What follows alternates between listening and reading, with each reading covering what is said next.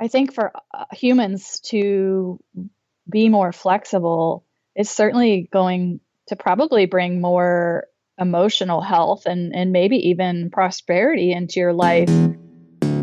Unleashed at Work and Home with Colleen Pilar. My guest today is Sherrie Yuschak, who is an amazing person and very multi-talented. She's a veterinary behavior tech and on the faculty of the Karen Pryor Academy, where she teaches people, dog trainers, how to be better dog trainers, which is an awfully interesting job. So can you tell us a little bit about what you do and how you found yourself into these two not exactly the same areas? Yeah, so I've been a registered veterinary technician for over 20 years now, and I worked in primarily small animal practice, general practice, and I just I went to a lecture one day that said, more dogs will die in this country from behavior problems than will die from parvo, heartworm, cancer, and all of that. And I was also having some challenges with my own dogs. And so that got me on the pathway of studying behavior in animals and wanting to do better for the animals, both that I have at home, but also then in the practice.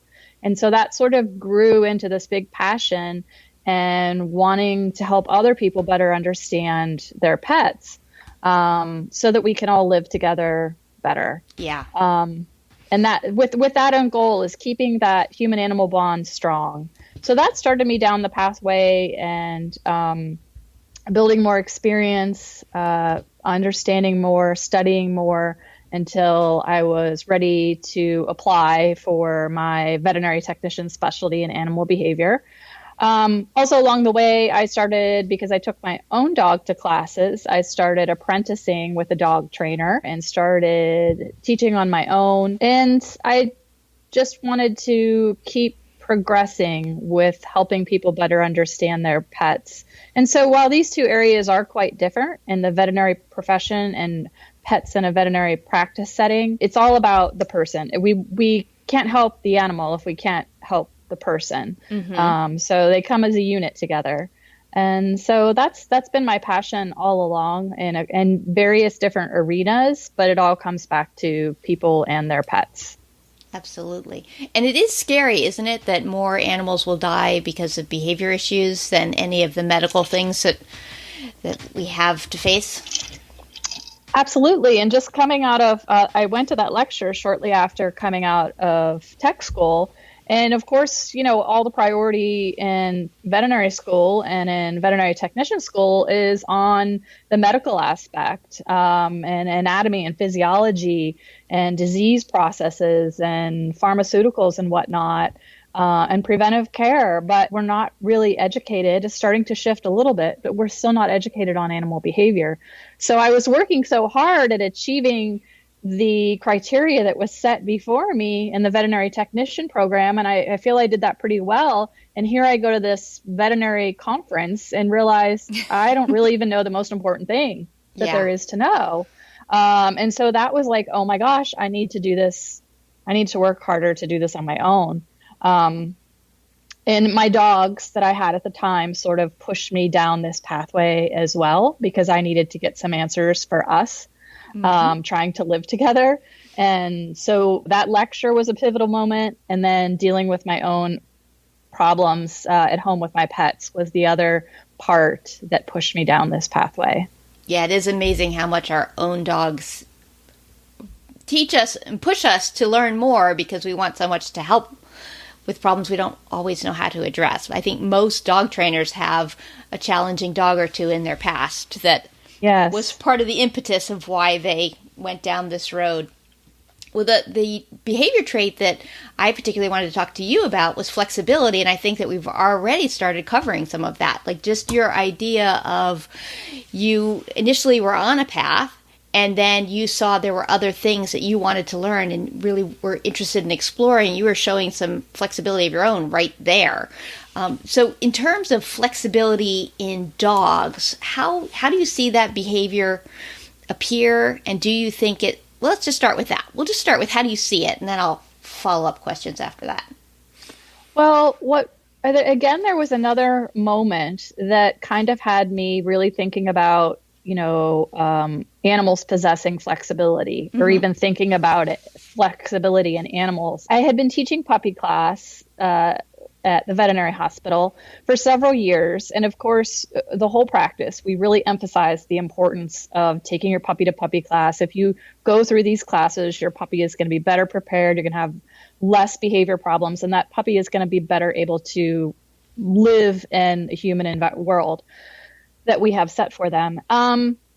And then I ended up adopting my first greyhound, who was, an animal who grew up in a racing environment, never knew what inside of a home was, didn't understand stairs, didn't understand other dog breeds.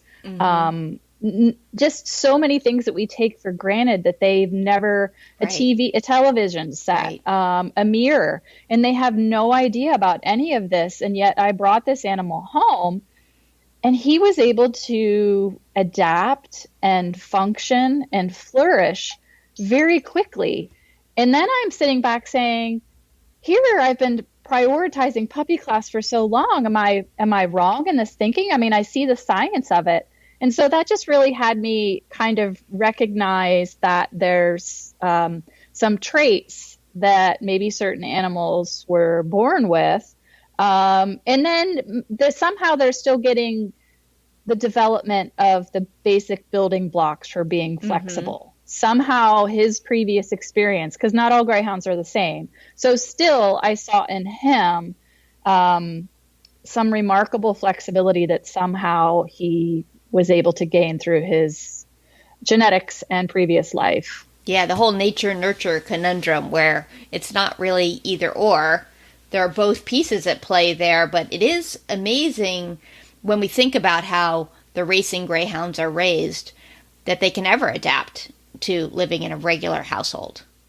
Correct, because we saw some dogs that came into the clinic from a puppy mill situation, or very physically and emotionally impoverished upbringing in puppyhood. And these dogs were never the same. They just, they were not coping well. Yes. And they were shut down, or they were aggressive. And they had a lifelong of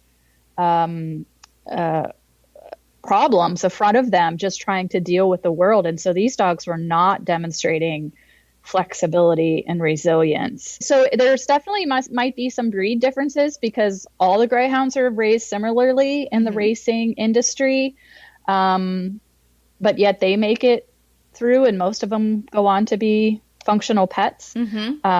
But for those dogs in a puppy mill situation, I think there might be some greater variances on how well they adapt. So maybe they're going through more trauma than like a racing greyhound is. I'm not sure. I mean, there's definitely got to be some genetics in there.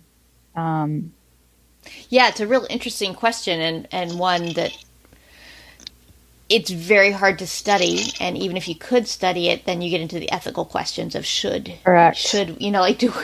if we know this kind of impoverished environment is occurring, do we really want to raise a litter of puppies to see how bad that will turn out? No. They have done so in mice and rat models. There is research out there about fetuses exposed to their mother's stress hormones all throughout pregnancy. And they found that it takes about 3 generations forward for those animals to develop normal neurofeedback and being able to respond to an environment in a not hypersensitive manner. So we do have some of those in other models about impoverished environments and emotional and physical stress in utero. So we do know that there's some things that happen before we're even born or before our pets are born that we may not have had any control over, but it brings them to who they are today. Right. And that's an interesting part with the animals, is we do tend to treat them like a blank slate. Like, well, if you just raise them right, everything will be fine. But there's all sorts of stuff at play. With humans, the statistics seem to be 50% of your happiness quotient, and when I'm speaking specifically about happiness as opposed to flexibility in this moment, is genetically determined. 10% is determined by your environmental circumstances. So where you live and how much you earn and all that. And then 40% is based on your choices and your actions. And so if we were to look at this in terms of dogs, there's some of that too, so genetically, how wired are you for being more brittle or more adaptable? And then the other thing of when you had a slightly different or uncomfortable experience, what happened then? And how well did you cope with that situation? Because coping skills and flexibility are learned over time. Yes. And success breeds success with some of that. Yes. And it's tricky. I so wish it was taught more. I wish that as part of our primary education in this country, that those are some of the skills that we learned. Of course, it's important to understand math and English and be proficient at that and science and everything. But coping styles, like you said, learning an effective coping mechanism, because otherwise we're just going from our family experience primarily. Right. Or what we happen to see around us. And that's kind of a crapshoot for all of us, right? Yeah. And really, you can't take it on as an adult on gaining more skills for yourself if you become aware that you're deficient. You have to wait till adulthood to kind of take that on. You're not going to see a 7-year-old researching coping styles. Yes. So they're just enduring it until then. But that there's amount of suffering that can go along there. Absolutely. Absolutely. I was talking to a woman this week who was talking about just the stresses of her work life and all of that. And one of the things she's particularly working on is being more patient and having a gentler tone of voice with her children.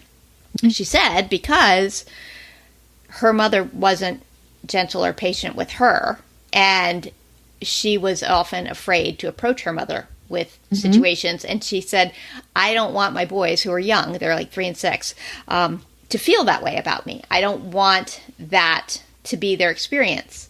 And yet, that is their experience right now. So I'm having to really think about my behavior, because it is likely for me to just sort of snap at them or, fly off the handle, because she didn't have anything else modeled for her. And she now, as an adult, is trying to come up with some new strategies. I hear that, from parents who say, I don't want to repeat what my parents did. And not because everything was bad, but hopefully as a human, you see an experience or you feel an experience and you say, okay, I'd like to do that a little better when it comes my turn to take that role. And so I think a lot of parents want to do better, but they may state it out loud, I don't want to do this or that. But unless they reach out or find a way to get the tools, they are likely to just mimic what they've experienced. And it takes a certain level of flexibility to self-assess and recognize that you're not doing it as well as you would like to be.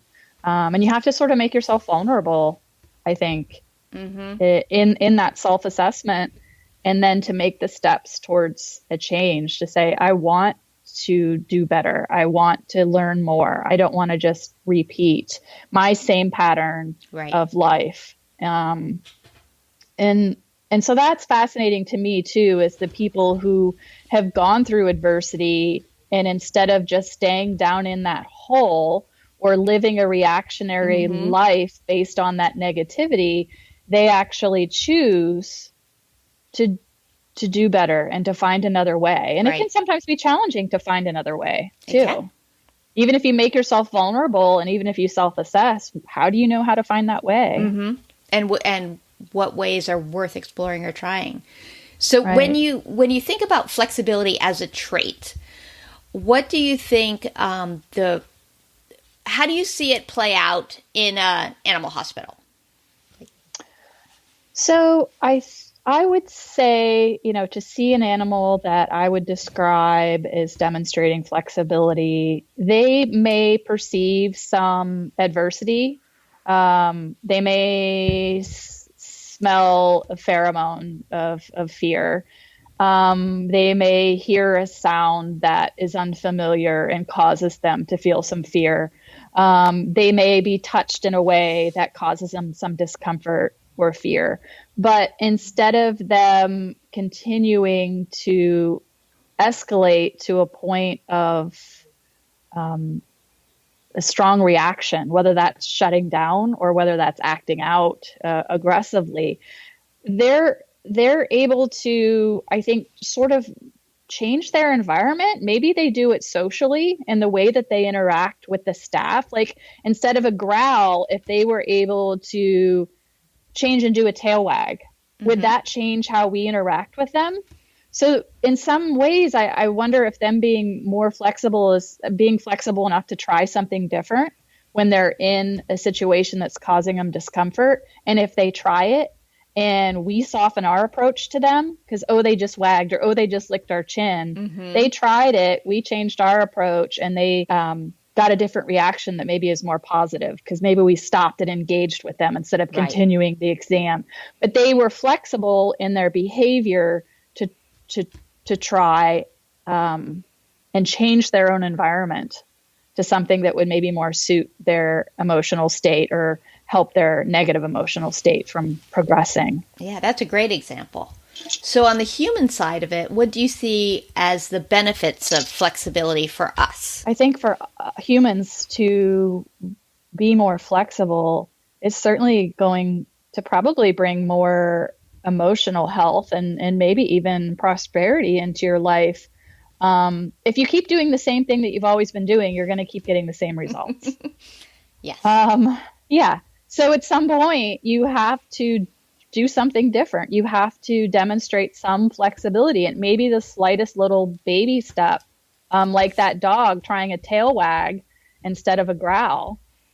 He just tried it. He wasn't even sure he was feeling it, but he tried it because it's in his repertoire.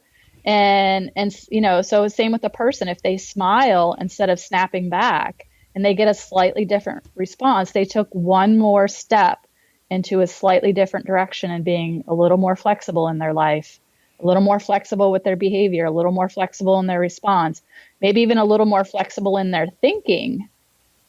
Which is a whole challenge in and of itself, isn't it? Yeah, definitely. You know, whether we're taught different realities based on your upbringing, on what you're supposed to do in certain situations, what you're supposed to believe because you were brought up in this sort of household. And so to be brave and to try and open your mind a little bit, open your mind to be slightly more flexible, can bring you to different realities that otherwise you're not going to see. Mm-hmm. And that will bring, like you said, greater emotional health. And that's something that we're really all working toward these days. That when you read, 70% of American employees are not engaged at work, that's just a terrifying number. And some of that is that we're starting to shut down the creative thinking, and we need some flexibility and some adaptability in thinking about things in a different way. Right. If we're only supposed to stay in a certain very narrow construct at work or in our family life, then things are going to get really mundane and boring, and maybe even frustrating. Mm-hmm. And you may not know why, but you may be feeling those emotions. And so having some flexibility and not having those limits placed on you so strongly at your work or something, I think certainly is going to be healthier, because humans' survival, the survival of a species, depends on some flexibility. Yeah, we are wired to adapt. It is interesting, especially when you look at just extinction rates. The species that are still alive are such a tiny, tiny, tiny percentage of all the species that have ever lived. And that adaptability and ability to say, this is what's happening and how can I change, both physiologically and also psychologically, emotionally, and behaviorally, it's definitely a human gift. Well, a canine gift too. Or other species. The species on this planet that are going to survive climate change are the ones that can be more flexible in their diet, mm-hmm. or be more flexible in their temperature regulation, mm-hmm. Or their locomotion, or be more flexible because now there's a greater number of that same species packed in a small space. And so they have to be flexible in their behavior to get some cooperation and not just constantly be fighting. Yeah. Because that's going to take up too much of their time or be dangerous. And then they won't, if they're not flexible, they're not going to survive, or they certainly won't thrive. So from the human standpoint of it in an animal hospital, what would be some of the challenges for an employee who wanted to be more flexible? What would be some of the downsides of trying it or the pushback for trying it? Well, I think that we talk about flexibility, but then there's also a part of human nature and animal nature that a lot of the time we conserve mental energy by just relying on autopilot, if you will. And if you learn a skill really well, a mechanical skill, you can do it without even thinking. And I don't remember the statistics, but I remember reading an article about what percentage of our day we actually just run on autopilot. Like, have you ever driven all the way home and realized, like, how did I get here? I don't remember the stop sign. I don't remember what color cars I passed. So I think there is some energy conservation with our brains and our bodies. It's not as fatiguing if we do what we've been doing. So if you come into the veterinary clinic tomorrow and say, all right, I'm going to be more flexible and I'm going to try this and I'm going to try that and we're going to do it this way and we're not going to do it that way anymore. I think that if you're doing that without a single goal in mind and you don't have that goal identified and you don't have a way to assess if you're making progress on that goal and you just say, I'm going to be open and I'm going to try new things, it can be very scattered. And I think you might not get the result that you're looking for. And it could be really frustrating for your coworkers too, because that's going to bring some extra confusion into the day. And it's going to kind of jar everybody's autopilot. And so I think you have to be flexible, but also be flexible with a goal in mind. Yeah, I think that's a great tip. The part about having a really specific goal that you're creating the flexibility around. It definitely focuses your energy and decreases your frustration and that of the people around you. Right. And like you mentioned, that woman that you were talking to where she wanted to not snap back at her kids. She wanted to be more open to conversation. And this would be a reality in a veterinary practice as well. I don't want to snap so much at my coworkers. I want to be open to what they have to say.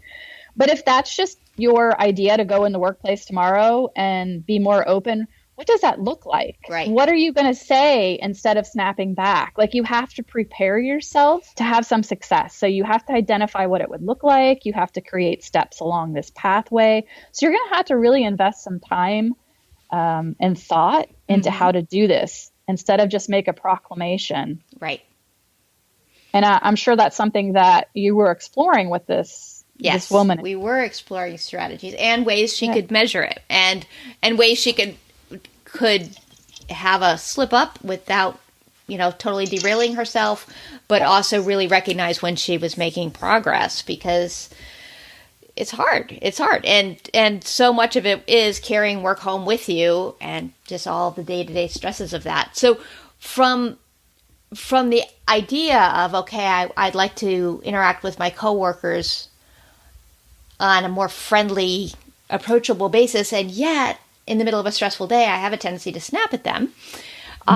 Would you say it would be a helpful strategy or less helpful to do a big announcement? Guess what? I'm working on this, or to target a few specific people and say, I'm really working on this, and I'd like some guidance and feedback on how I'm doing and ideas you might have for helping me with this.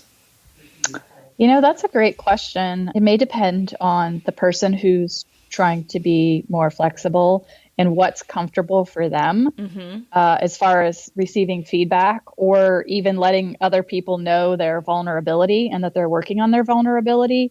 They're working on self-improving. For some, it may make them feel a little more too vulnerable to just announce it. But I think that if you do have somebody that you feel safe communicating with, safe in that they're not going to ridicule you, they're going to be supportive of your change, and that you appreciate how they communicate. If you have someone like that, then I would say that would probably be helpful to let them know what you're doing so that they can help you work towards your goals. in a positive manner, in a constructive manner.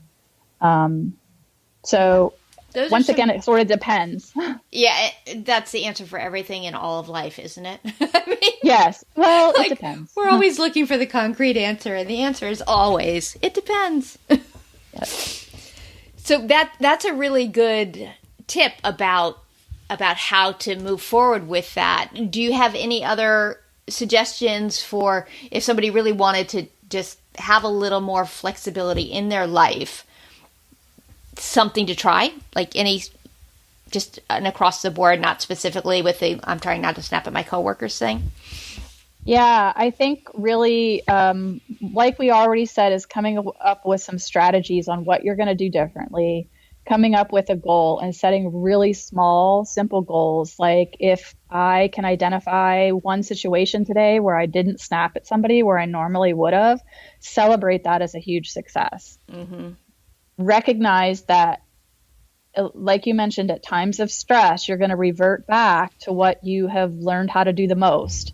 And that is the pattern, the negative. Let's define it as negative that you're trying to change. And that's okay. It's going to happen. Expect that it's going to happen and be okay with that, instead of just throwing it all out the window and saying, I can't do this. I can never do this. Yeah. So identifying small improvements and really celebrating those, and don't get too hung up on the failures, but continue to self-assess and say, well, I wonder why I snapped during this situation. Mm-hmm. Oh, it's because I didn't get lunch yet. I was hungry.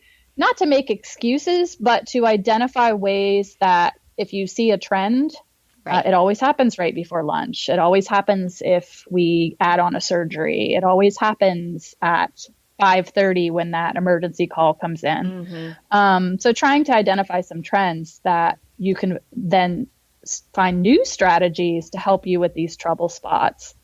Yeah, I think that's a really important one, because it's really tempting when you have some backsliding to beat yourself up about it, but not really explore why did that happen. And the why did that happen is the part that gives you the opportunity for creating those strategies. So it was the end of the day. I didn't eat lunch. I was so tired. All those things. Okay, so what could I do next time when this happens? Because it's going to happen again.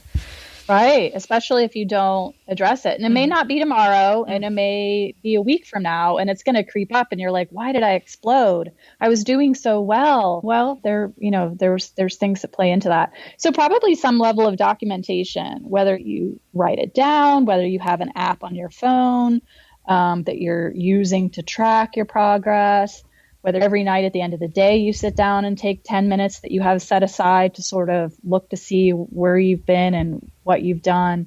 I think there's going to need some level of tracking or recording if speaking is easier. Some people may just want to record it.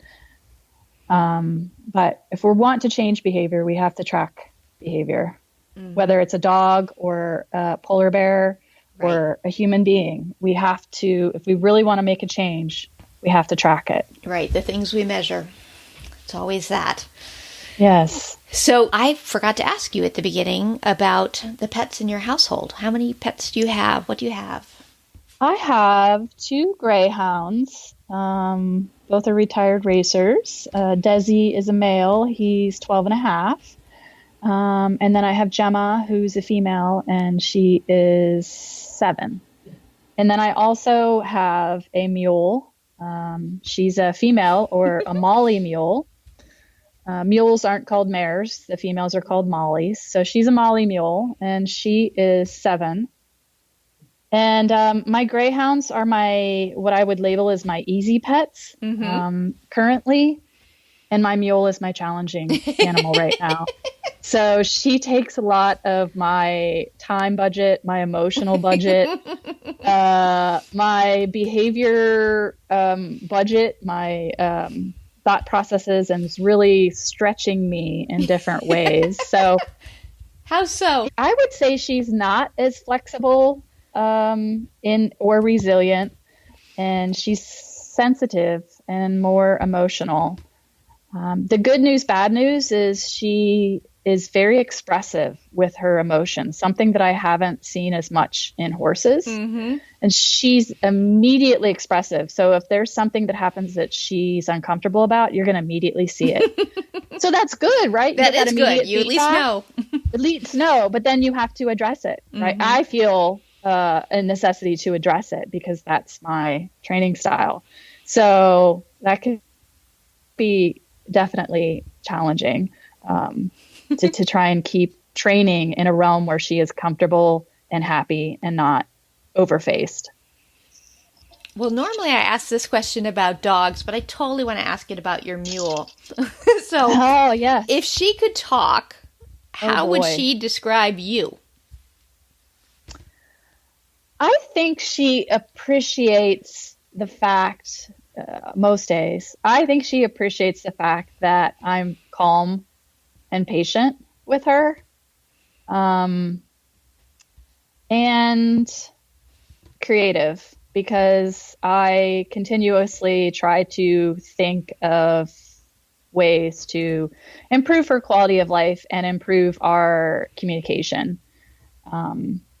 I think, though, at times, because she's never learned clicker training, and probably never really had, I'm imagining, a voice in demonstrating a choice in life, I think that sometimes causes her to feel different emotions that maybe she hasn't felt before, or be able to express them in ways that she hasn't. And so maybe there's a part that's almost uncomfortable with this learning style for her, just because she's more free to explore and demonstrate. And in the past, I think she wasn't allowed to do that. Yeah. So how long have you had her? I have had her just a little over a year. Yeah, so she had reached it. I mean, I don't know much about mules, but I'm assuming 6 is an adult mule. Yes. So if she had reached adulthood without having the kind of life she currently has, that would be a big change. It's a big change. And because there wasn't much expected of her either. And I definitely do have different expectations because I want to keep a dialogue with her. I want her to learn things so that when she experiences them, she has some tools in her toolbox on how to deal with challenges. And before, I think she just didn't know what was going to happen and maybe just showed up. Okay, here's this trail ride. Here's what you're going to see. Go for it. Whereas we actually work on things that haven't yet happened. So again, it's learning something that's so different. I think that certainly can be fatiguing. Oh yeah. Learning is hard. Learning is hard. And so while I think she does enjoy it, I definitely have to be aware that it can be fatiguing for her. I try to keep it positive, but you're walking that fine line of growth without stress. Yeah. And trying to minimize the stress on the learner. Balancing her skill level with the level of challenge and that perpetual dance of too much, too little, too... Oh. It's a daily dance. It's a daily dance. Maybe I didn't get the mule I wanted. Maybe I'm getting the mule I needed. Because my traditional experience with horses was more punishment and coercion based. Same as how I started out in dog training. Right. And now, I've changed in dog training for many, many years now. And now I'm coming back to equines and have a whole different perspective on living and training with them. And so now I'm applying this theory that I've been practicing in dogs and cats to this species. But my learning history, that's the other thing too, is I'm overcoming my learning history, which was based in punishment. So there's certainly some challenge. It's hard to do, isn't it? Because I started in traditional training as well, and it took me a couple of years before I had completely come up with new brain patterns for all the things that pop up, because sometimes I would just go back to what I'd been taught. And it wasn't always what I wanted to be doing, which is exactly what we've been talking about through this entire session, is you need to kind of note those areas where you might not have the first right idea. And the other challenge too is the equine training environment still is way behind dog training, in that you're surrounded more by the punishment and coercion methods. And so that's what's surrounding you. And if that's what's been in your learning history, and now you're trying to make a conscious choice to be more flexible, in yourself and use what you know is true, you still, as a human being, there's times when you still have self-doubt. Even though you know rationally this is the best thing to do and scientifically this is the best thing to do, your human nature, you run into challenges when you're trying to change. And it could be the same thing for a person in a veterinary environment like that we talked about. If they go to work in a veterinary environment that is very negative and everybody's snapping at everybody, and you're the one that's trying to make the change when nothing else around you is changing, it can be another challenge that you can experience is the loneliness that could creep in there of just being on this small island of trying to do change within yourself, and the challenges that you may face if your environment is not conducive to that change. Doesn't mean you can't do it. Lots of people do it. They rise out of adversity, and we seem to celebrate when they've risen out of it, but we don't always talk about that long path in between. Right. All the uncomfortableness, all the doubt, all the trial and error, and documenting and resetting goals and being flexible with your plan of improvement, and being flexible when you backslide. Well, this has been an awesome conversation about flexibility. I think we've covered a lot of different areas. We just keep kind of hopping around. I know, but I think it all relates to flexibility and you know, really looking at our own lives and the lives of the people and animals around us and trying to make them better, which is always the goal here. But I think there's been a lot of really, really interesting points here. So I appreciate you coming on and talking to me about this. Subscribe to Unleashed and please visit www.colleenpeeler.com/iTunes to leave a review. Reviews help veterinarians, vet techs, and other animal care professionals looking for a little more joy in their life find us. Together we can help each other thrive.